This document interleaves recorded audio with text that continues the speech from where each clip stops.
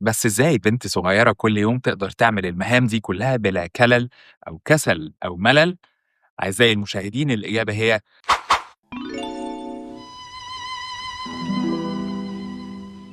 كان يا مكان في قديم الزمان وفي مملكة بعيدة عاش تاجر غني مع مراته اللي بيحبها جدا حياة سعيدة. في بداية حياتهم الزوجية ربنا رزقهم بمولودة بنت صغيرة زي القمر سموها فاسيليسا. ليه يعملوا في البنت كده وفينا وأنا أقعد طول القصة أقول فاسيليسا فاسيليسا؟ معرفش. المهم، ومرت الأيام والشهور عايشين في تبات ونبات، وبعد 12 سنة في يوم ما طلعتلوش شمس أم فاسيليسا مرضت مرض شديد. أما الست حست إن خلاص بتودع طلبت من جوزها ينده لها البيت. فاسيليسا دخلت سلمت على أمها وقعدت جنب سريرها، وأمها قالت لها فاسيليسا يا حبيبتي، عايزة أقول لك كلمتين تحطيهم حلقة في ودنك. أنتِ بنت زي القمر وطيبة ومحترمة، والطيبين في الدنيا دي بيعانوا كتير وبيشوفوا الويل. لحد هنا هي شبه قصة أميرة كلنا عارفينها وحافظينها كويس. هتختلف إمتى؟ دلوقتي حالا. الست هتقوم دب ايديها تحت البطانيه مطلعه عروسه مديها لفاسيليسا وقالت لها انا عايزاكي دايما تخليها معاكي وما تفارقكيش ابدا. يوم ما تكوني في محنه طلعيها اكليها واحكي لها عن مشاكلك وساليها تتصرفي ازاي وهي دايما هتساعدك. والست خلصت كلامها من هنا وحضنت البنت حضن اخير وفيصت. ومرت الايام وداوت قلب التاجر من فراق مراته، ولان بيتهم زي اي بيت محتاج واحده ست والبنت محتاجه قرر يتجوز تاني. نرجع بقى سندريلا. التاجر كان راجل محترم ووسيم، وزي ما قلنا في اول القصه غني، فمال وجمال واخلاق، وموضوع انه يلاقي واحده تقبل بيه ده ما كانش عائق خالص. وفي يوم من الايام ما طلعتلوش شمس قلبه اختار واحده ست جارتهم ارمله عندها بنتين في عمر فاسيليسا، واحده اكبر منها بسنه والتانيه اكبر منها بسنتين. قال منها هي مش عيله صغيره بقى عايزه تتنطط وتروح وتيجي واديني واصرف عليا وفسحني، حاجات اللي هو خلصها مع العيال دي. ومنها انها البنات من عمر بنته تفهم وعندها خبره في تربيه البنات كويس. وعلى هذا اتجوزوا، جاب الست وبناتها ينوروا بيته هو وبنته. في البدايه كان الموضوع لذيذ وعايشين كويسين لحد ما تجاره وشغل التاجر كبروا بقوا يتطلبوا غيابه عن البيت كتير. سرعان ما اتشقلبت الايه. فاسيليسا كانت بنت زي القمر، والموضوع ده كان عامل عقده وازمه نفسيه للولايه وبنات. يوم عن يوم الصرم والغل ملأ قلبهم تجاه فاسيليسا. أنا لو قلت فاسيليسا مرة واحدة كمان هموت نفسي. وبقت الست لما تيجي توزع مهام البيت على البنات تدي لبناتها الاتنين الحاجات البسيطة الهشك بشك، وتفحت فاسيليسا بره في المزرعة تغسل وتنشر، تأكل البهايم والطيور وتنظف لهم، تلم البيض وتحلب البقر وتجمع القمح وتطحنه، تغسل الغسيل وتنشره. ويوم عن يوم بقت شغالة جوه وبره. والهوانم الاتنين التانيين وامهم قاعدين حاطين رجل على رجل. كل يوم طول النهار فاسيليسا متمرمطه في عز الظهر في شغل المزرعه، واخر اليوم تدخل تحضر لهم العشاء المحمر والمشمر، وما تخلص وترص السفره تاكل بواقي. وقد تظنون ان شطاره فاسيليسا دي كلها تشفع لها عند مرات ابوها، ولكن العكس تماما. كل مره كانت فاسيليسا بتنجح في هذه المهام الشبه مستحيلة كلها الست كانت بتتزربن منها أكتر. بس إزاي بنت صغيرة كل يوم تقدر تعمل المهام دي كلها بلا كلل أو كسل أو ملل؟ أعزائي المشاهدين، الإجابة هي العروسة. كل يوم على العشاء بعد ما فاسيليسا بتخلص رص السفرة وتحضيرها لمرات أبوها وبناتها الاتنين، تاخد طبقها وتروح على أصغر أوضة في البيت كله، أوضتها. أبوها يجي من بره يقعد يتعشى معاهم ويسأل عليها، فمراته تقول له نايمة جوه. صعب قوي فاسيليسا دي، طول النهار يا نايمه يا بتاكل، ما بنشوفهاش غير عشان الاكل. لا ما تزعلش مني، البنت تخيب كده. لا، البنت لازم يتقرص عليها شويه عن كده. ازاي يعني كده تخيب لا تعرف تعمل حاجه ولا تسوي حاجه. عارف انا بموت في فاسيليسا دي، ما تفرقش حاجه عن اشكناز وماهيناز بناتي في اي حاجه. معقول بنت نايمه طول النهار ما تقومش غير على الاكل؟ شوف وشها غير في الطبق، رايحه بطبق جايه بطبق. لا ما تزعلش مني، مثال المرحومه كانت متوحمه على ايه فيه سلحفه. ايه حزمة خص ايه البنت دي؟ لا انا مش هتكلم، يعني ربنا يخليها لنا. كل ده وفاسيليسا في اوضتها قافله عليها بابها، تطلع العروسه وتحط لها طبق الاكل تقول لها يلا بسم الله. حاجه مش قد المقام، بس زي ما بيقولوا لقمه هناك كفي 100. العروسه عينيها تنور وتبتدي تاكل، وفاسيليسا تقعد جنبها تحكي لها وتشكي لها همها. شفتي ولاد الجعانين اللي عمرهم ما شافوا اكل ولا خير في حياتهم، شفتي بيعملوا ايه؟ الله يسامحك يابا، انت السبب، الله يسامحك. كنا مرتاحين والله العظيم. اعمل ايه بس يا رب؟ اعمل ايه ولا الاقيها منين؟ العروسه تخلص اكل وتطبطب عليها تقول لها فاسيليسا حبيبتي، لا يا ماما لا تخافيش من حاجه ابدا طول ما انا معاكي. انت قومي مددي جدتك شويه والصباح رباح وكله هيتحل. كل يوم الصبح فاسيليسا تاخد عروستها وتطلع المزرعه. العروسه تقول لها روحي انت بقى مددي هناك بقى كده شويه، ولا روحي شوفي العبي في الكيدز اريا، مالكيش دعوه انا هنصرف. والعروسه تقوم مشمره وداخلة إيه بقى البت الفت إن أنت تأكل البهايم والطيور وتنضف لهم وتحلب البقر وتلم البيض، تجمع القمح وتطحنه، تغسل الغسيل وتنشره. ما تخلص أعمال المزرعة تكون فاسيليسا ريحت لها شوية، تدخل تحضر لهم العشاء وترصه لهم، واليوم يعدي ونيجي تاني يوم نفس الحكاية. ومرت السنين على ده الحال، والثلاث بنات كبروا، وطبعا الثرم والغل مش مفيدين خالص للصحة. بنتين بنات مرات أبو فاسيليسا بقوا عدمانين وحالهم يقرف الكلب الحزين، محدش في القرية بيعبرهم. أما فاسيليسا بقت بنت عروسة زي القمر، مفيش حد بيشوفها إلا ويقع في حبها، ومفيش شاب في القرية كلها إلا ويتقدم لطلب إيديها. ولكن كل مرة مرات أبوها كانت بترفضه، بتقول له أنت عايزني أجوز الصغيرة والكبار قاعدين في قرابيسي؟ لا طبعا، يفتح الله، دي أصول. مع كل عريس كانت بترفضه، غلها من فاسيليسا كان بيكبر أكتر ونطلعه على البنت المسكين. لحد ما في يوم من الأيام ما طلعتلوش شمس. هو المكان عندهم الشمس ساعات كتير ما بتطلع. أبو فاسيليسا جاله سفرية شغل مهمة جدا وهيضطر يغيب عن البيت سنة. بعد ما ودعوا الولاية لمت البنات الثلاثة وخدتهم وراحوا عاشوا في بيت قديم جنب الغابة. الغابة دي كان معروف إن في ساحرة شريرة جدا سكنها اسمها بابا ياجا. مفيش حد يجرؤ على دخول الغابة دي إلا لو كان مستغني عن عمره وحابب يكون عشا بابا ياجا. كل يوم مرات أبو فاسيليسا كانت بتتلكك لها بحاجة شكل عشان تبعتها الغابة، وكل مرة فاسيليسا بمساعدة العروسة اللي كانت بتبعدها عن طريق بابا ياجا بترجع سليمة وتقهرها. لحد ما في يوم من الأيام دبرت الجريمة كاملة مع بناتها الاتنين. كل يوم بالليل كانت بتشغل الثلاث بنات يقعدوا يغزلوا، واحدة من بناتها بالدبابيس تعمل الليس، وبنتها التانية بالإبرة تغزل الكتان، وفاسيليسا يمسكوها عجلة الغزل تفضل تلف فيها لحد ما البنت تهدى. في الليلة دي مرات أبوها تخلصت من كل الشمع اللي في البيت، وما بقاش غير شمعة واحدة اللي كانت منوراها للبنات التلاتة يقعدوا يشتغلوا عليها، وسابتهم ودخلت نام شوية. والتلاتة سهرانين شغالين بالليل، واحدة من البنات قامت واكلة الشمعة واحدة موقعاها في الأرض. قال يعني بالغلط. التانية بقى، يا دي المصيبة، هنعمل ايه؟ ماما هتطين عشتنا، ما خلصناش الحاجات دي قبل ما ننام، هنشتغل ازاي دلوقتي؟ عامة انا الدبابيس منورالي وشايفة انا تمام يعني. والتانية قامت رد عليها قالت لها وانا الإبر منورالي انا شايفة. والاتنين قاموا باصين لفاسيليسا، انت بقى تعملي ايه؟ يا لهوي انت لسه قاعده، قومي بسرعه خدي بعضك وعلى كهف بابا ياجا هاتي شمعة وتعالي، خلي الليله دي تعدي على خير يا فاسيليسا.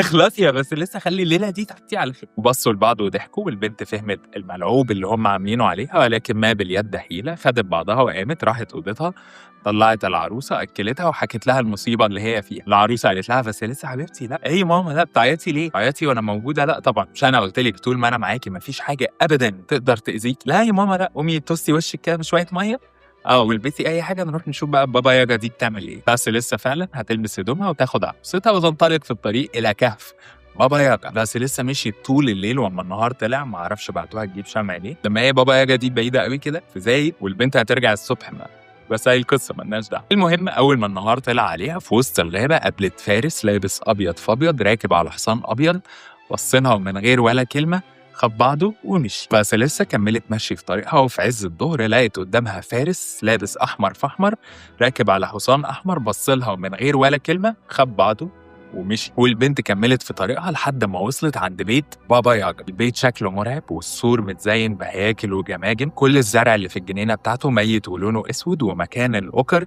عظم واسنان حيوانات. بنت شافت المنظر من هنا قلبها وقع في رجليها، وسمعت صوت جاي من وراها. بتبص لقيته فارس لابس اسود في اسود راكب على حصان اسود، بصلها، واول ما قرب من بيت بابا ياجا اختفى. لسه بتبص حواليها لقيت الشمس غربت والدنيا ليلت. مره واحده قامت عاصفه والهواء شد جدا لدرجة إن شجر الغابة كان بيترج ويرقص، والورق بتاعه بيخبط في بعض، ومن وسط الشجر خرجت بابا ياجا، واحدة ست عجوزة شكلها مخيف جدا وضخمة جدا، ماسكة في إيديها مقشة، ومن وراها بتكنس بيها آثار رجليها من على الأرض. كل الجماجم اللي على سور بيت بابا ياجا عينيها نورت نار. قربت على الكوخ شافت فاسيليسا، قالت لها أنتِ بتعملي إيه هنا يا بنت؟ بتعملي ايه مقصوفة الرقبة انت هنا؟ بنت ردت عليها قالت لها خدمتك فاسيليسا يا ستي، بنات مرات ابويا ينتقم، بعتني ياخد شمع. من غير ولا كلمة بابا ياجا مدت ايديها فتحت باب سور البيت ودخلت، وفاسيليسا وراها. سابت المقشة بتاعتها قعدت في كرسيها واتمطعت على الاخر. عرفت هنا اسمك ايه؟ بس ايه فاسيليسا ده؟ مرهم ده مين اللي سماكي كده؟ الله يرحمه. انجري يا انجري يا بنت. بس انجري طلعي الاكل اللي في الفرن وحضري لي لقمه كلها احسن ظهري جسمي مكسر هيموت. بس لسه هتاخد مصباح وتطلع تنوره من نار جماجم سور البيت، تدخل على المطبخ تفتح الفرن تطلع كل اللي فيه، تفتح الدولاب تطلع كل المشاريب، هتحضر صينية أكل عال العال تكفي 10، وتاخدها وتطلع لبابا ياجا، والساحرة هتنزل فيها هتتك بتتك مش هتسيب منها غير فتافيت لفاسيليسا. هي متعودة بقى، هو ده هي بتاكل 200 كالوري في اليوم، مش مكلفة خالص فاسيليسا. بعد ما تاكل الأكل بالأطباق والصينية تفلت بالعافية منها، هتقوم مسقفة: يا خدمي الأوفياء اظهروا وبانوا. يقوم طالع 6 إيدين من الأرض رايحين شايلين الصينية واخدينها داخلين بيها المطبخ. وبعدين هتبص لفاسيليسا تقول لها: أنا بكرة الصبح أطلع أشوف أكل عيشي، أذي أي حد في أي حتة، أرجع ألاقيكي مروقة الفسحة، جازة الزرع حتى لو ميت تجزيه، كنسة ومسحة المطبخ ألاقيه بيبرد، تغسلي كل المواعين، تغسلي كل الهدوم. 4 سيزونز أرجع ألاقي الكوخ المنتن ده 4 سيزون. إن ده ما حصلش لأي سبب من الأسباب بقى، ما تقوليش أصل يا أمي مش عارف إيه ستي بتغسل، ما تحضريش عشاء عشان ستكونين أنتِ العشاء. والساحرة هتخلص كلامها من هنا وتروح في النوم على نفسها من هنا، والبنت هتاخد بعضها تدخل أوضة صغيرة معفنة كده، تقفل الباب، تطلع العروسة، تأكلها وتقعد تعيط وتحكي لها: بس لسه حبيبتي هو انت كل حاجه تعيطي ولا نعيده ونسيته ولا ايه؟ ما يا ستي قلت لك مش هيحصل حاجه، انت بتعيطي ليه دلوقتي؟ لزومه ايه؟ ولا هو نكد وخلاص؟ فانا حبيبتي قومي مددي والصباح رباح، ما تشيليش هم اي حاجه. بس لسه هتاخد بعضها وتروح تنام. تاني يوم الصبح هتقوم تفتح ستاره الشباك، هتلاقي الساحره خارجه من باب الكوخ، في ايديها مقشتها بتكنس وراها اثرها من على الارض، هتقوم مسفره، الشجر هيوسع، تدخل الغابه وتختفي. تقوم مطلعه العروسه هتقول لها: خش انت حضري العشاء، ما تشغليش بالك ببره، وتاخد بعضها وتطلع بره ايه لهلوبه، خلص كل اللي بابا ياجا طلبته واكتر كمان. بالنهار من شباك الكوخ البنت هتشوف الفارس الابيض اللي شافته من الغابه معدي من قدام البيت، وفي عز الظهر هتشوف الفارس الاحمر اللي شافته في وسط الغابه معدي من قدام البيت، وقبل الشمس ما تغرب هتشوف الفارس الاسود اللي شافته قدام البيت وهيختفي بنفس الطريق. بمجرد ما يختفي الهواء هيشد والشجر هيترب وبابا ياجا هتظهر من وسط الغابه، هتدخل البيت تعاين وتدقق في كل حاجه طلبتها من فاسيليس، وعلى قد ما كان نفسها تكون عملت حاجه غلط، كل حاجه كانت معموله على اكمل وجه. 7 ستارز. الساحره هتخلص اكل وتقوم مسقفه: يا خدمي الأوفياء اظهروا وبانوا. ال6 إيدين يظهروا من الأرض، يلموا الصينية والأطباق وياخدوهم ويدخلوا المطبخ. هتبص لفاسيليسا وعينيها بتطق شرار تقول لها: بكرة الصبح أنا هطلع أشوف أكل عيشي، أقفي أي حد في أي حتة، أرجع ألاقيكي عملتي كل اللي أنت عملتيه النهارده ده. في برميل بره فيه سمسم، عيل ابن حرام في حد ابن حرام رمى عليه تراب، بس ما تخافيش خد اللي فيه النصيب. بكرة أرجع ألاقيكي فاصلة السمسم عن الدور. إن ده ما حصلش لأي سبب من الأسباب، ما تحضريش العشاء يا فاسيليسا. سامعني يا فاسيليسا، تكونينا انت العشاء. تخلص الكلمتين دول وتنام على نفسها، وفاسيليسا تاخد بعضها وتدخل اوضتها، تقفل الباب، تطلع العروسه وتقعد تعيط لها: ايه فاسيليسا حبيبتي؟ ايه يا ماما؟ يخرب بيتك عيله نكد يا بنتي، هنتصرف. يا سلام، 10 سنين 10 سنين ما بتعمليش حاجه، اللي بعمل كل حاجه اصلا، يعني تعيطي ليه؟ عيله نكد. انت بس قومي ايه مددي شويه والصباح رباح وان شاء الله كله هيتحل. اما النهار يطلع فاسيليسا هتفتح ستاره الشباك، هتلاقي الساحره واقفه قدام الكوخ بالمقشه بتاعتها، تقوم مسفره، الشجر يوسع، تدخل الغابه وتختفي. في عز النهار الفارس الابيض هيعدي، في عز الظهر الفارس الاحمر هيعدي، وقبل المغرب الفارس الاسود هيجي عند باب البيت ويختفي زي كل يوم شويه. وبابا يرجع تدخل واكله الباب رجل: فين المخفيه؟ انت يا بنتي يا فاسيليسا، هي فين فاسيليسا؟ انت فين يا بنت؟ دي الاكل. هتقعد تاكل وفاسيليسا واقفه جنبها تقول لها: يا اختي ما اسمك ايه؟ اسمك ايه فاسيليسا؟ ايه؟ انا بقول لك ايه يا فاسيليسا؟ انت واقفه ممققالي في الاكل، اللقمه ما كانتش هتنزل فيه، انت ساكته ليه يا بنت؟ فاسيليسا تقول لها: العفو يا ستي، يعني مش عايزه تصدعك ووجع دماغ. ماشي اسالك سؤال. فالساحره هتقول لها: خلي بالك مش كل اجابات اسئلتك هتعجبك، واللي يعرف زياده عن اللزوم يركبوا الهم ويعجز بدري، بس اسالي. البنت هتقول لها: لا يا حاجه انا هسال عن اللي انا شفته بس ماليش دعوه بالباقي. هتقول لها: اللي هو مين الفارس الابيض اللي بيعدي من قدام البيت ده؟ الساحره هتقول لها: ده يومي الابيض. تقول لها: امال مين الفارس الاحمر بقى اللي بيعدي من قدام البيت ده؟ هتقول لها: ده شمسي الحمراء. هتقول لها: امال مين الاسود بقى؟ في واحد اسود كده بيجي يختفي هنا كل يوم، ده مين ده يا حاج؟ تقول لها: دي ليلتي السود. والثلاثه خدمي الاوفياء. اول حاجه هتيجي في دماغ فاسيليسا الايدين اللي بتطلع من الارض، وهتقرر ان هي خلاص سكمن بكمن وتسكت ومش محتاجه تسال عن حاجه تاني. بعد ما ترد عليها تقوم مسقفه: خدمي الأوفياء اظهروا وبانوا. هيقوم 6 إيدين طالعين من الأرض، يموا الصينية ويروحوا يعصروا السمسم. يلا الإيدين هتقوم رايحة واخدة الصينية واخدة برميل السمسم وماشيين. الساحرة هتقول لها: بما إنك بقى سألتي ورديت عليكي، أنا عندي سؤال ليكي. لا قولي لي يا فاسيليسا، إزاي يا بنتي يا فاسيليسا عرفتي تعملي الحاجات اللي طلبتها منك كلها وتعالي لي دغري؟ فاسيليسا هترتبك جدا، ولكن أقرب مسافة بين نقطتين هي الصراحة، فهتقرر تقول لها الحقيقة. بصي يا حاجة، يعني أنا مش هخبي عليكي، أمي الله يرحمها قبل ما تفيص ادتني عروسة، قالت لي خليها معايا على طول وما تفارقنيش أبدا، بأكلها وأحكي لها مشاكلي وهي بتتصرف. من ساعتها واحنا عايشين بفضل ربنا وكرمه وبركة العروسة دي. بابا ياجا سمعت كلام فاسيليسا من هنا اتنرفزت، قلت لها لا، عايشة بالبركة هنا. لا يا حبيبتي، لا لا لا لا، بركة إيه؟ أنت تقطعي عيشنا كده، عايزة تطهري لي المكان؟ أنتِ تبقى مصيبة. لأ يا ماما لأ، أنا آسفة، لأ بركة إيه؟ خدي بركتِك وبركة أمِّك واتكلي على الله من هنا. يالّا شوفي أنتِ كنتِ رايحة فين؟ طب الشمع يا حاجة. الساحرة تقوم واخدة جمجمة من العصفورة شايلها في عصاية تقول لها خدي يالّا، دي تنور لِك قريتكم بحالها، يالّا.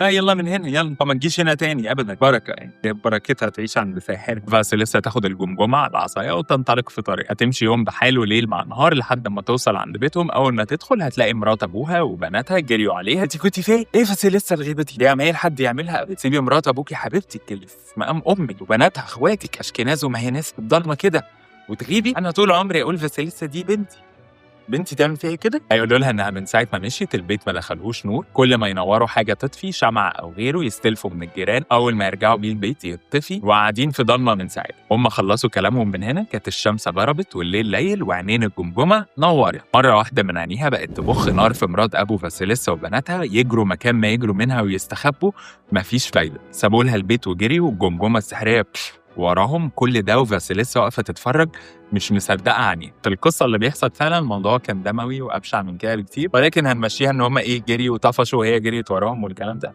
خليها PG-13. المهم اما النهار طلع فاسيليسا لمت حاجتها وقفلت البيت زي اي بنت شطوره، وخدت بعضها وانطلقت في طريقها ترجع بيت ابوها. وهي في الطريق معديه من قريه كده، لقيت واحده ست عجوزه شكلها غلبان قاعده لوحدها، راحت تتكلم معاها.